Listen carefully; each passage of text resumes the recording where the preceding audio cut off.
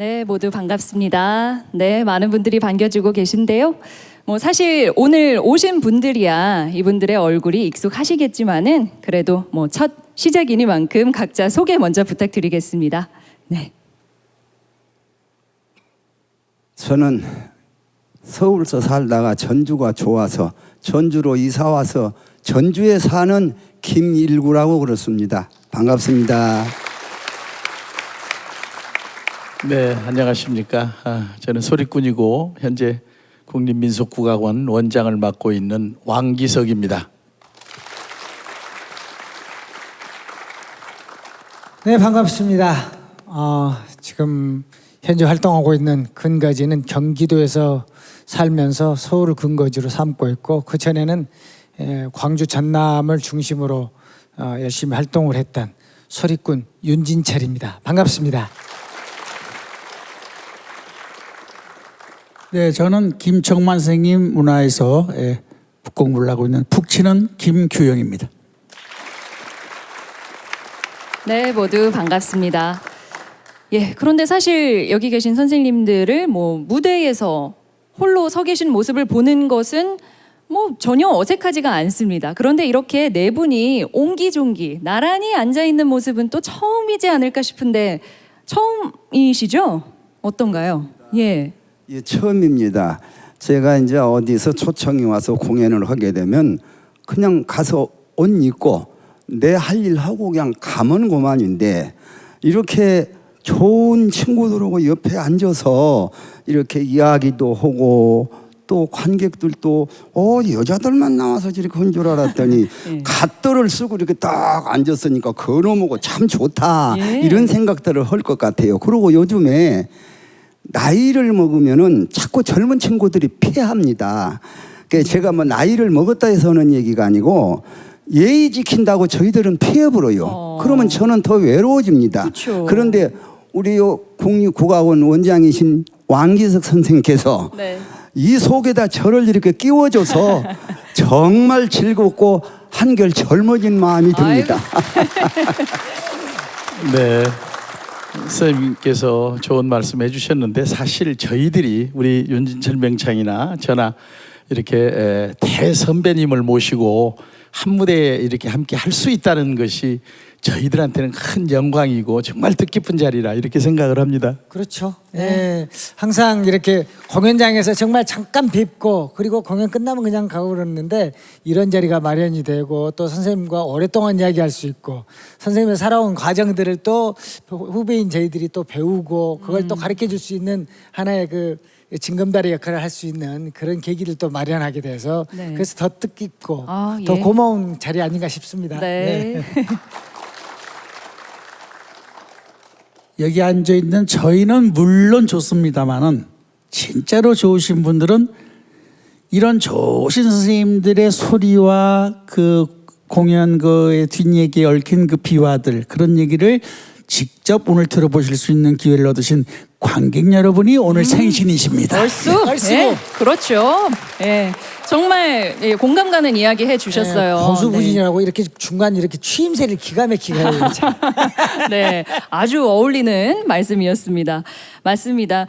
그래서 오늘 선생님들께서 전해주실 소리와 그리고 곁들여서 이야기해 주실 부분도 참 많이 기대가 되는데요. 오늘 한번 좋은 시간 가져보도록 하겠습니다. 그럼 본격적으로 토크 예설을 한번 시작해 볼 텐데 누구에게나 시작은 있는 법이잖아요. 그래서 여기 계신 분들이 어떻게 이 국악의 세계에 발을 내딛게 됐는지가 궁금합니다. 처음에 어떻게 시작하게 되셨어요? 글쎄요, 제가 시작하게 된 동기 앞에 한 말씀 더 드리고 싶은 것은 네. 옛 속담에 이런 말이 있어요. 머슴도 주인을 잘 만나야 편한 생활을 할 수가 있다 그러거든요. 저는 저 혼자의 생각으로 이런 생각을 합니다. 어디든지 장은 모든 속을 알 수 있는 사람이 장을 해야 그 밑에 있는 식구들이 편하고 발전이 될 수 있다. 나는 이렇게 생각을 해요. 네. 그래서 이런 프로그램을 만들어 주신 우리 이 원장님께 왕 원장께 정말 감사하다는 말씀을 드리고 우리 싶어요. 크게 박수 한번 보내주시죠. 예.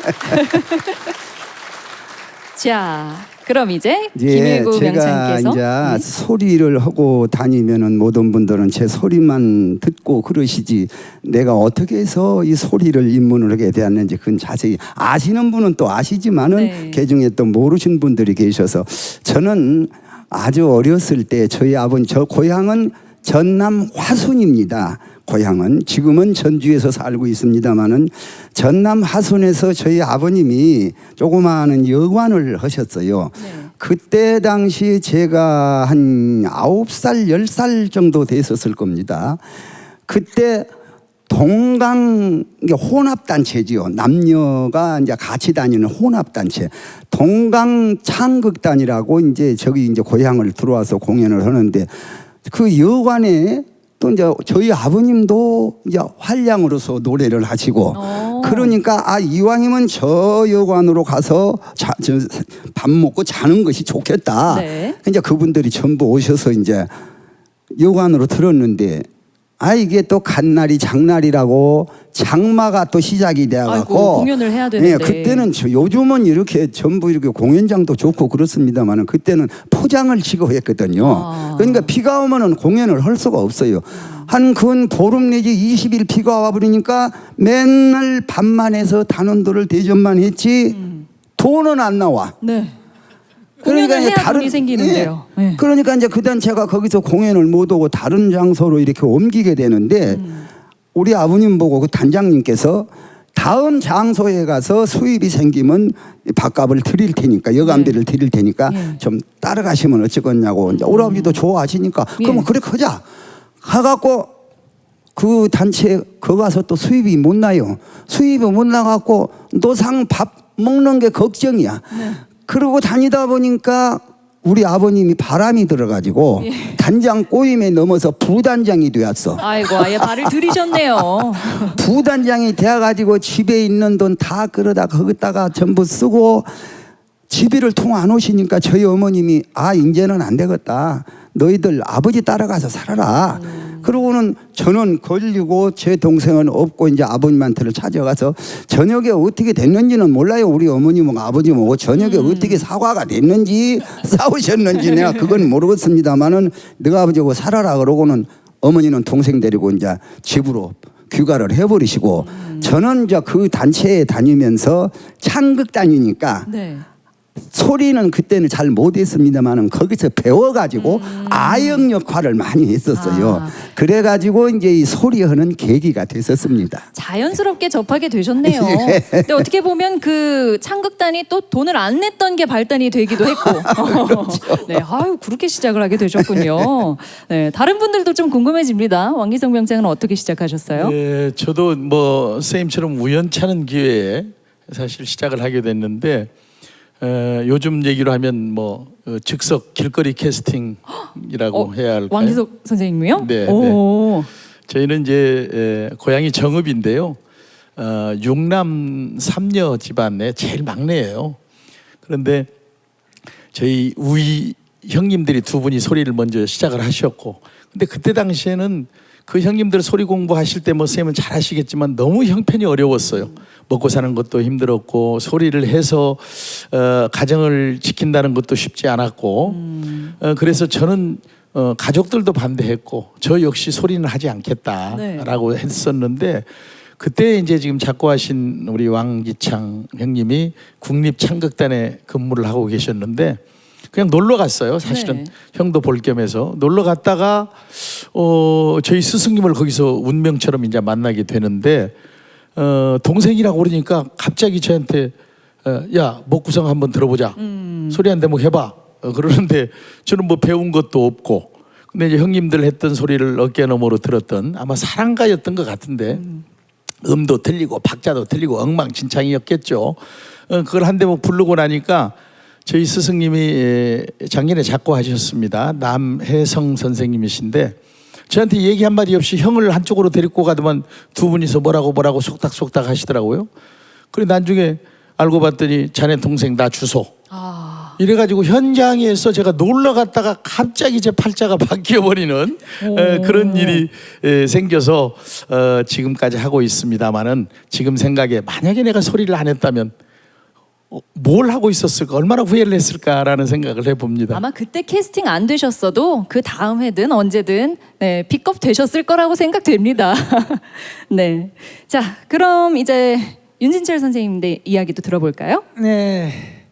저는 이제 목포가 고향입니다. 목포가 고향인데 저는 이제 그 집안에 전혀 뭐 저희 아버님도 뭐 유행가 일절을 끝까지 해본 적이 없으시고, 예, 어머님도 뭐 이렇게 즐거움은 좀 있으셨지만은 뭐 먹고 살고 뭐 이렇게 그 자식들 뒷바라지 하시느라고 노는 모습을 제대로 못 보고 살았고, 네.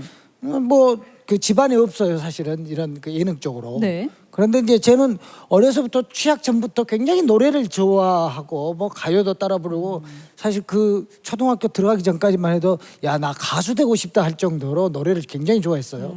그랬던 게 이제 초등학교 이제 그 당시 국민학교였죠. 들어가서 이제 4학년쯤 됐는데 묘하게 이제 동네에 국악원에 무용 선생님이 이사를 오셨어요. 아, 사시는 집 근처로요? 네, 목포 시립국악원에 무용 선생님이 이사를 오셨는데, 아니 그 집에 저녁마다 집에서 뭔 이상한 소리가 들리는 거예요, 가기가. 네. 그러니까 가만히 이게 들어보니까 음악 소리인데 생전 듣도 보도 못한 음악 소리가 들려요. 저것이 뭔 소린고라고 이제 그 집 대문 앞을 기웃거리기 시작했죠. 아 그랬더니 거기서 이제 그 무용곡 이 악기들 그 녹음돼 있는 소리도 들리지, 민요도 들리지, 그러니까 와, 다 저런 소리도 있네. 그러고 그냥 빠져가지고 맨날 며칠을 저녁마다 혼자 싹 귀만 갖다 대고 대문 밖에서 그 어린아이가. 예, 야단 맞을까 싶어서 예. 그냥 그 몸은 안 보여주고 귀만 거기다 기울이고 계속 있었는데 이미 눈치챈 거죠. 네. 그 선생님이 너 이리 좀 와봐라. 예, 너 어디서 사냐? 바로 앞집에서 사는데요. 너 저녁마다 뭐한데 이제 와갖고 차마 대문 앞에서 기웃기웃 하냐? 그랬더니 아니 겁나 좋은 소리가 들려서 그래서 이렇게 와봤다 그러니까 별것이다 너. 그러더니 들어와 봐라. 그러니까 이 대청마루에다 그 무용복들 막 그 수선하고 있고 막 장구도 있고 북도 있고 막 그래요. 네. 그리고 한쪽에서 노래소리 막 들리고 그러니까 야 세상 천지에 처음 보는 것들이에요. 너무 좋은 거예요. 네. 앉아봐라. 그러더니 소리 뭐 한번 따라서 해봐라. 그러더니 이제 그 무용 선생님이 소리 조금 할 줄 아시니까 예. 한마디를 따라해서 하니까 소리 하겠네. 그래서 너 나랑 같이 국악원 한번 가볼래? 예. 그러니까 호기심에 예 그랬더니 그러면 내일 나랑 같이 가자. 그래서 아침에 이제 그분 손을 끌려가지고 방학 때니까 네. 가서 이제 국악원을 갔더니 세상에 천국이 따로 없어요. 한쪽에서는 판소리 한다고 하고 있죠. 한쪽에서는 가야금 하고 있죠. 한쪽에서는 무용하고 있고 장구 치고 있고 환장하겠더라고요. 좋아하고 신기해하는 게 그곳에 다 있었던 네. 거잖아요. 아 그래서 야 여기가 내가 살 곳이구나. 네, 그래서 그때부터 소리를 배우기 시작한 게 그 초등학교 4학년 때부터. 야, 어떻게 그렇게 이사를 됐죠. 와도 국악을 하시는 분이 이사를 왔어요. 참 그러니까요. 신기한 우연입니다. 네. 자, 김기영 선생님도 말씀해 주시죠. 예, 저는 그 동초 김현수 선생님이 저희 아버님이십니다. 예, 그래서 지금은 제가 북을 치고 있습니다만은 사실은 오정숙 선생님 문화에서 판소리를 먼저 시작을 했습니다. 그래서 이 객석에 좀 앉아 계신 우리 민속가원의 최영란 선생이 저랑 같이 어느 해 여름날 부산의 어느 암자로 오정숙 선생님을 모시고 산공부도 들어갔던 옛 생각이 나고요. 또 지금 원장님이신 우리 왕기석 명창이 제 중앙대학교 입시에 고수로 제 소리에 푹 쳤던 사람입니다. 지금 많이 발전됐어요. 그래서 소리를 먼저 시작을 했고요. 지금은 이제 고법의 고수로서의 길을 걷고 있습니다만은 한번 돌이켜 생각해 보면은 어머니 뱃속에서부터 소리는 듣고 자라지 않았나 싶고요. 또 진정한 고수의 길을 가기 위해서는 소리를 알아야만이 진정한 멋진 고수가 될 수 있을 것이다라는 가르침을 후배들한테 꼭 전해주고 싶습니다. 네. 예. 네, 이렇게 각자의 사연을 들어보니까요. 저는 이런 생각이 좀 들어요. 그 어느 분야에서 최고인 사람 그리고 업적을 이룬 사람들이 그 일을 어떻게 처음 하게 되었는지를 들어보면 항상 어떤 그 우연한 기회가 있는데 그것을 인연으로 만들고 또 운명으로 만드는 게 아닌가 이런 생각이 들더라고요. 그걸 해내신 분들과 오늘 함께 하고 있습니다. 자, 오늘 이렇게 네 분 모시고 이야기 나누니까 시간도 빨리 가고 너무 재밌는데요. 네, 더 많은 얘기 나누기 전에 우선 무대를 또 보도록 하겠습니다. 오늘 공연의 첫 번째 순서를 열어주실 윤진철 명창님이 오늘 보성소리 심청가를 전해주실 건데 먼저 이 보성소리 심청가는 어떤 특징이 있는지 좀 알려주시겠어요? 네, 이 보성소리라고 그러면은 이제 강산자라고 하는 서편제 시조이신 박유전 선생님으로부터 비롯된 소리인데 네. 아마 말년에 이제 완성된 소리라고도 볼 수 있겠죠. 이제 박유전 선생께서 이제 말년에 마지막 제자라고 할 수 있는 정재근 선생에게 말년의 소리를 전해서 그분과 같이 함께 이제 나주로 해서 이제 보성으로 가셨단 말이죠. 그래서 이제 그분의 소리가 조카인 정흥민 선생에게 전해지고 네. 또 정흥민 선생은 그 사이에 동편제인 김세종판 춘향가를 받아들이고 또 이동백 선생을 통해서 중고제 소리를 받아들이고 그러면서 근대에 새롭게 이렇게 재창조된 소리가 바로 이제 보성소리, 강산제라고 할 수 있는데 네. 그래서 근대에 만들어진 소리이긴 하지만은 가장 오래된 고제 소리를 가장 많이 간직하고 있는 소리. 그래서 동편제에 웅원하면서도 서편제에 섬세하면서 그 다음에 옛 소리들을 굉장히 많이 간직한 소리가 바로 이 보성소리라고 할 수가 있겠죠. 그러니까 각 소리에 장점이 다 들어있는 거라고 그렇죠. 보면 되겠네요. 그래서 더 힘든 소리입니다. 네. 자, 그러면은 우리 그 무대를 한번 봐야 할 텐데요. 무대를 보기 전에 윤진철 선생님은 무대에 서면 항상 생각하시는 게 있다고 제가 들었습니다. 바로 스승님을 생각한다고 하던데 어떻게 그렇게 된 건가요? 이제 그 소리 무대를 서는 데 있어서 항상 그 저희 선생님도 그러셨지만은 물론 이제 모든 그 예술가들이 다 그렇고 제 옆에 계신 선생님들도 마찬가지지만은 저희 선생님께서 늘상 하신 말씀이 무대에 섰을 때 관객들을 사기치지 말라고 그래요 맨날. 사기치지 마라. 네.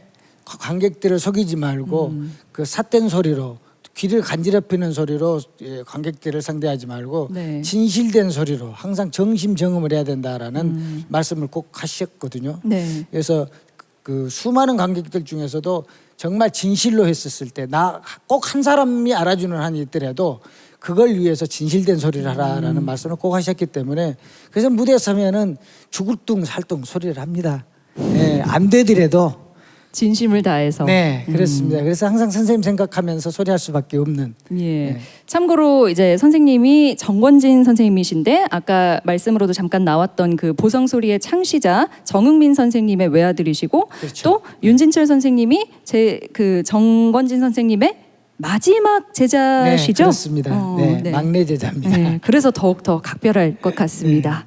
자, 그럼.